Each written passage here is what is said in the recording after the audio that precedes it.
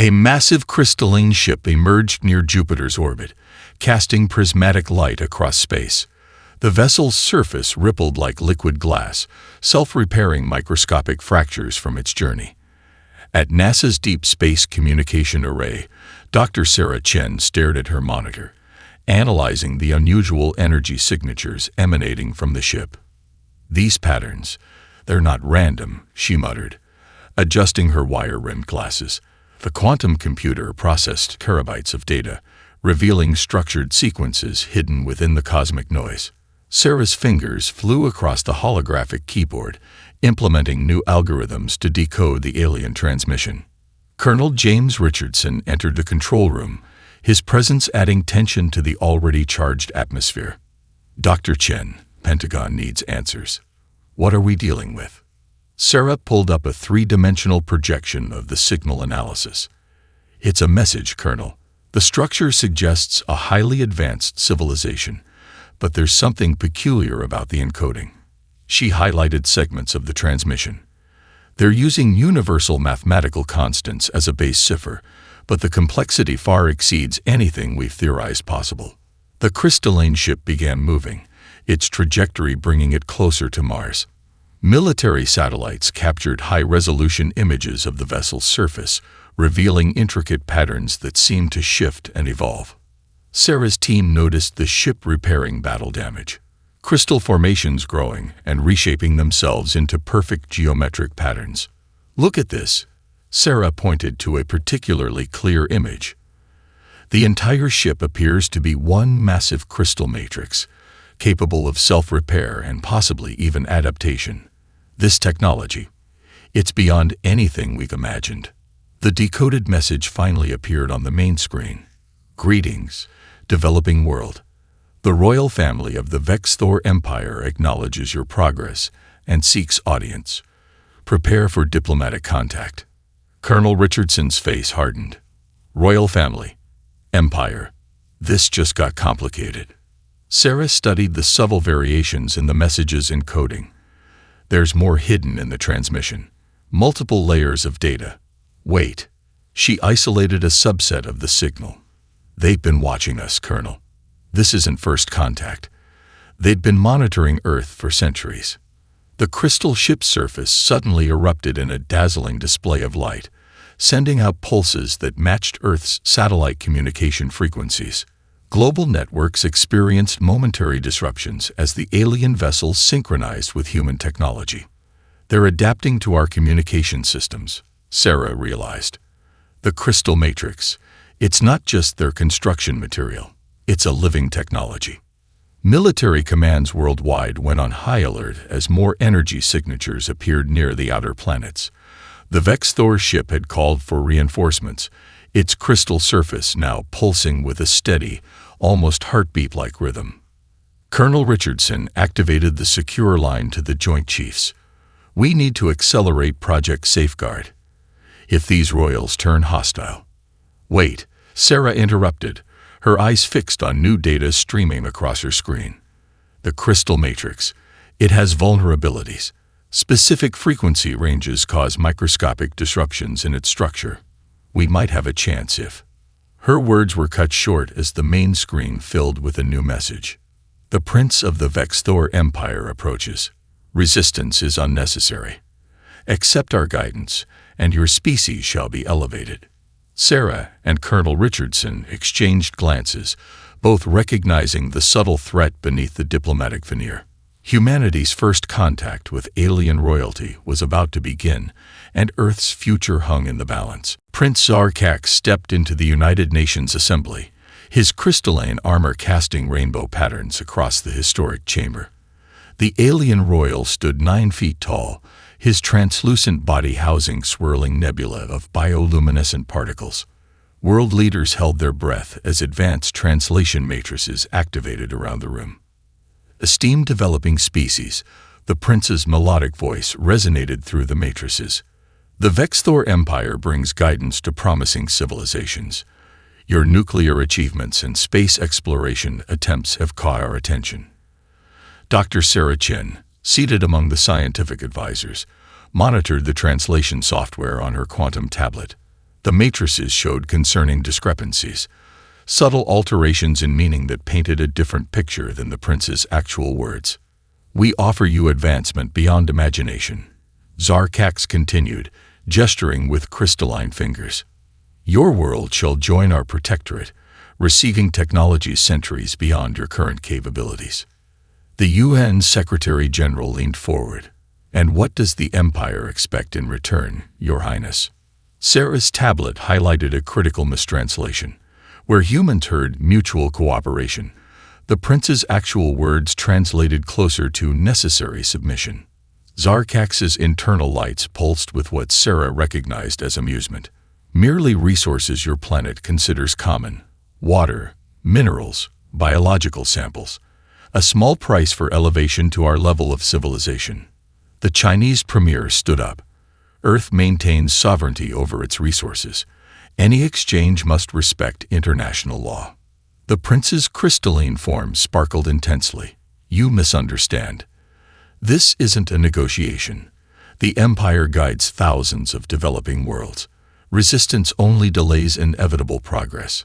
Sarah's analysis revealed more troubling patterns. The translation matrix was programmed to soften threatening undertones, making the prince's imperious declarations sound more diplomatic than they were. "Dr. Chen," Colonel Richardson whispered from behind her. "The crystal formations in his armor, they matched the ship's structure." She nodded, discreetly scanning the prince's body. The same vulnerabilities they'd discovered in the ship's crystal matrix existed in his protective covering. Earth might have a defense if diplomacy failed. The UN Security Council members exchanged worried glances as Zarkax outlined the integration process. Vexthor bases would be established on Mars, serving as a stepping stone for Earth's development. "Your planet's resources will fuel unprecedented advancement," the prince declared. The Empire's guidance transformed countless worlds. Sarah's tablet flashed red. The word transformed carried darker connotations in the prince's language, closer to consumed or harvested. As the session concluded, world leaders gathered in emergency meetings. Sarah transmitted her findings to military command, knowing Earth needed to prepare for the possibility that this diplomatic contact was merely the prelude to invasion. The prince departed in a shower of crystalline light, leaving behind an ultimatum disguised as an opportunity. Humanity had one standard Earth week to accept protectorate status, or face the consequences of defying the Vexthor Empire. The crystalline formations on Mars grew at an alarming rate, transforming Olympus Mons into a glittering spire that reached toward space. NASA's Mars rovers transmitted images of the alien structures consuming the red planet's surface, their geometric patterns defying natural laws. Dr. Sarah Chen analyzed the data streams from the Martian observation posts. "These crystals aren't just building materials," she explained to Colonel Richardson. "They're storing and transmitting massive amounts of data." The Vexthor installations expanded without Earth's permission or consultation. When challenged, Prince Zarkax merely smiled, his bioluminescent particles swirling faster. "The Empire guided thousands of civilizations this way. Your concerns reflect your species' limited understanding." Sarah's team worked tirelessly to decrypt the crystal data networks. Hidden within the formations were records of other worlds that had accepted Vexthor guidance. The patterns revealed a disturbing truth. Each civilization's unique signature eventually vanished from the records. "Look at these energy readings," Sarah pointed to her holographic display. "The crystals aren't just growing. They're terraforming Mars, changing its fundamental composition." Military satellites detected increased Vexthor ship activity around the red planet. Each vessel contributed to the crystalline network, expanding its reach across the solar system. Earth's governments watched helplessly as their nearest neighbor transformed. Colonel Richardson received reports of similar crystal formations appearing in Earth's oceans. "They're testing our defenses," he concluded, "seeing how we'll respond to incursions on our own planet." Sarah discovered encrypted frequencies within the crystal network. These formations are more than bases. They're weapons. The entire structure could be activated remotely. She showed the colonel simulations of what might happen if the crystals reached critical mass. Prince Zarkak scheduled another UN appearance, presumably to accelerate Earth's integration into the Empire. The crystal growths on Mars now formed a complete megastructure, its purpose still unknown. "We found something else," Sarah revealed during an emergency security briefing. The crystals contain genetic data, DNA sequences from thousands of species, but none of these species appear in recent transmissions. It's like they've been harvested. The implications chilled everyone present. Earth's acceptance of Vexthor protection might lead to humanity's extinction rather than advancement. The crystal technology that promised elevation instead ensured subjugation. As Sarah worked through another sleepless night, her quantum computers decoded more Vexthor data. The Empire's guidance followed a consistent pattern: establish bases, grow crystal networks, extract resources, and finally, harvest the native species' genetic material. Earth's unified defense forces began secret preparations. The crystal formations on Mars pulsed with increasing energy, suggesting the Vexthor Empire's patience grew thin. Humanity needed to act before their planet suffered the same fate as countless others preserved only as data within the alien network. Earth's quantum computers worked relentlessly to decrypt the Vexthor armor schematics. Dr. Sarah Chen led a team of scientists, analyzing data streams as complex crystal patterns revealed themselves on holographic displays. The molecular structure responds to specific sound frequencies, Sarah explained, pointing to a detailed scan. Their crystalline technology has natural resonance points that could be exploited. Colonel Richardson observed the simulations, watching crystal structures shatter under precise sonic pulses. "Can we develop weapons based on this weakness?" Sarah nodded, bringing up new schematics. "We're already testing sonic disruption technology. The challenge is generating enough power to affect their larger ships." More Vexthor vessels arrived daily, positioning themselves in strategic orbital paths around Earth. Each ship's crystal matrix pulsed in synchronization, creating a network that could trap Earth within hours. "They're preparing for something big," Sarah warned, studying orbital patterns. "These positions aren't random. They're forming a containment grid." Earth's hidden research facilities accelerated weapon development.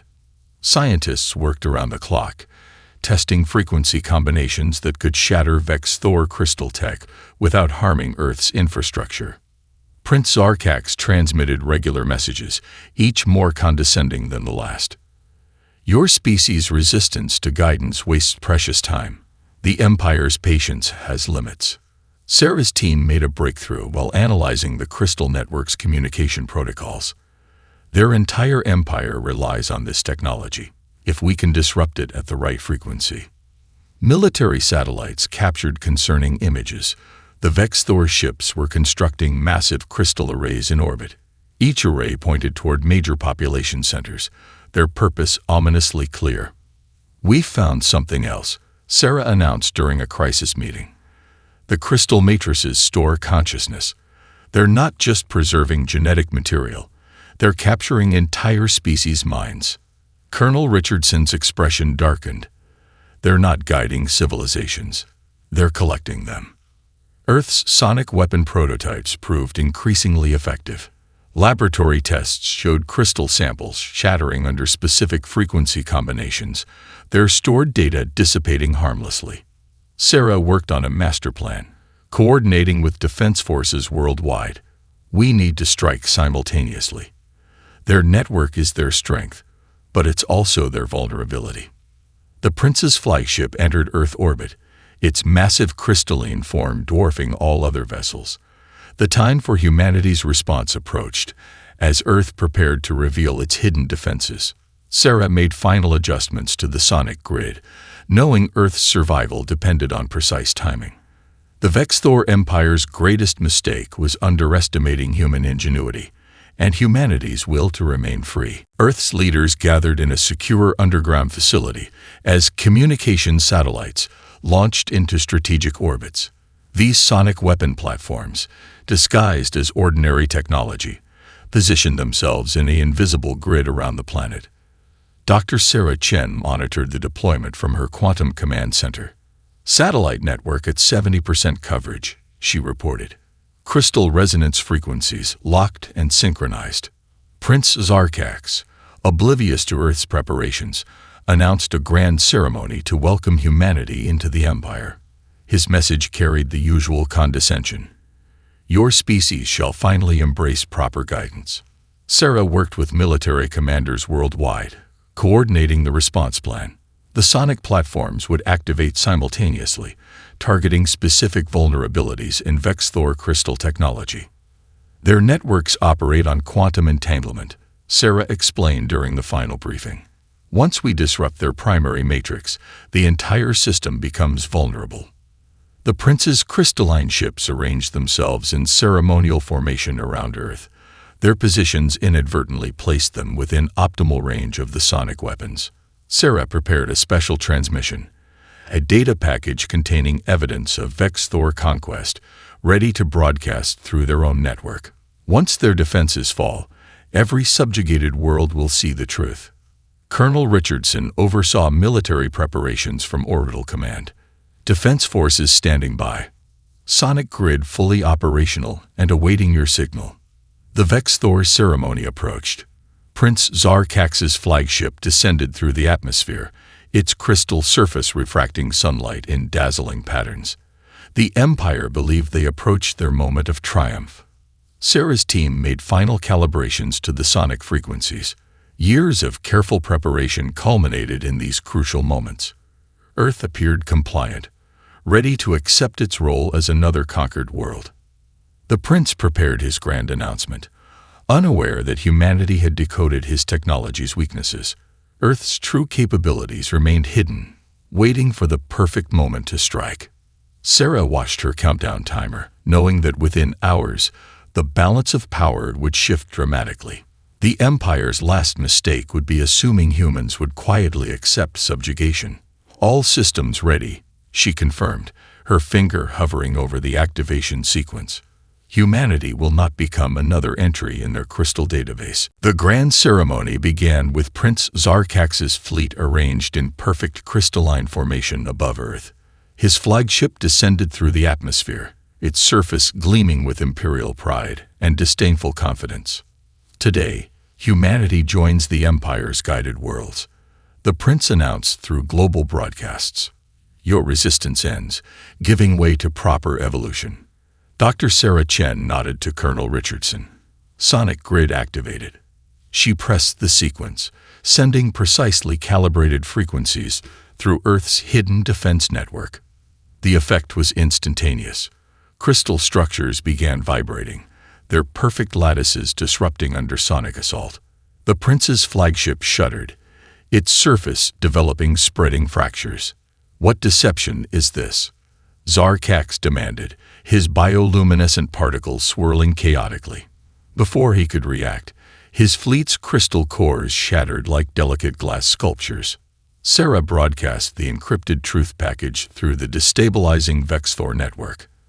Evidence of their conquests, genetic harvesting, and species extinction spread across their quantum channels. The prince watched in horror as his impenetrable fleet crumbled. Crystalline shards rained through Earth's atmosphere, burning up like meteor showers. His own armor cracked, exposing vulnerable internal systems. "Impossible," he stammered, witnessing humanity's hidden strength. "Your species was primitive, unadvanced." Earth's sonic weapons continued their symphony of destruction. The Vexthor containment grid collapsed, their orbital arrays disintegrating under precisely targeted frequencies. Sarah's transmission reached countless subjugated worlds. The Empire's conquered species witnessed their oppressors' vulnerability, sparking immediate rebellion across the galaxy. "You never guided civilizations," Sarah's message declared. "You consumed them. Today that ends." The prince's flagship, once a marvel of crystal engineering, now resembled a cracking ice sculpture. His empire's greatest technology proved its ultimate weakness. Earth's military forces emerged from hiding, revealing advanced ships and weapons developed in secret. Humanity had prepared thoroughly, turning the Empire's arrogance against itself. The ceremony meant to celebrate Earth's submission, instead marked the beginning of the Vexthor Empire's fall. Prince Zarkax's last mistake was underestimating the species he sought to guide. The royal flagship's energy beams lanced through Earth's atmosphere, desperate attacks from a cornered empire. Prince Zarkax coordinated a final assault, his remaining crystal technology unstable but still dangerous. Earth's sonic shields held firm, the frequencies calibrated to protect while continuing to disrupt Vexthor systems. Dr. Sarah Chen monitored the defense grid from her command center, adjusting shield harmonics as needed. Multiple ships emerging from hyperspace, Colonel Richardson reported. More crystal vessels appeared, but something was different. These ships bore marks of rebellion, their crystal matrices modified to resist imperial control. Representatives from formerly subjugated species contacted Earth, offering alliance against their common oppressor. Their ships joined Earth's defense, surrounding the prince's failing flagship.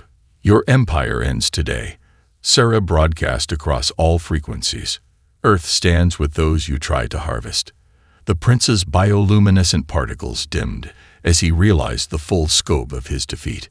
Liberated worlds shared their knowledge, helping Earth refine its sonic weapons. The combined fleet pressed forward, systematically dismantling remaining Vexthor defenses. The prince attempted one final gambit, overloading his flagship's crystal core. "If we fall, your planet burns with us." The resulting energy surge threatened to devastate Earth's atmosphere.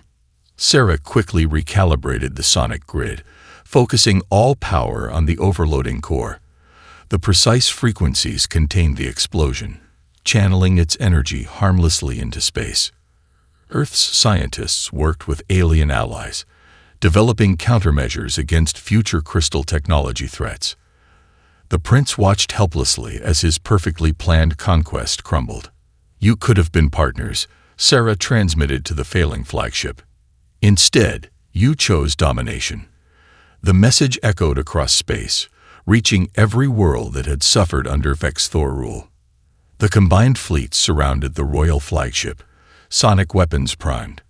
Prince Zarkax faced the consequences of centuries of exploitation, his empire's foundation shattered by the species he dismissed as primitive. Earth established the Stellar Defense Alliance, uniting formerly subjugated species under principles of mutual respect and sovereignty. The crystal technology, now understood and modified, helped build bridges between civilizations rather than chains of control. Dr. Sarah Chen led diplomatic missions, helping worlds reclaim their independence. The modified crystal matrices enabled faster-than-light communication, allowing cultures to share knowledge freely. Prince Zarkax faced judgment before an interstellar tribunal. His testimony revealed centuries of systematic exploitation, finally exposed to the galaxy. The evidence stored in his own crystal network proved instrumental in dismantling remaining imperial influence. "Your greatest achievement," Sarah told the imprisoned prince, "was unintentionally uniting the galaxy against tyranny." The Vexthor Empire's fall sparked unprecedented cooperation between species. Earth scientists collaborated with alien researchers, developing safeguards against future threats. The sonic defense technology evolved into a galactic protection network, ensuring no empire could ever again attempt systematic harvesting of civilizations. The crystal formations on Mars transformed into research centers, studying peaceful applications of the once destructive technology. Species previously preserved only as data were restored, their cultures and knowledge enriching the galactic community. Sarah's team discovered methods to repair worlds damaged by Vexthor exploitation. The crystal matrices, reprogrammed to nurture rather than consume, helped restore devastated ecosystems across countless planets. As Earth celebrated its emergence as a guardian of galactic rights, the former prince watched from his crystal cell. His attempt to subjugate humanity had instead sparked an era of unprecedented unity, proving that cooperation would always triumph over conquest.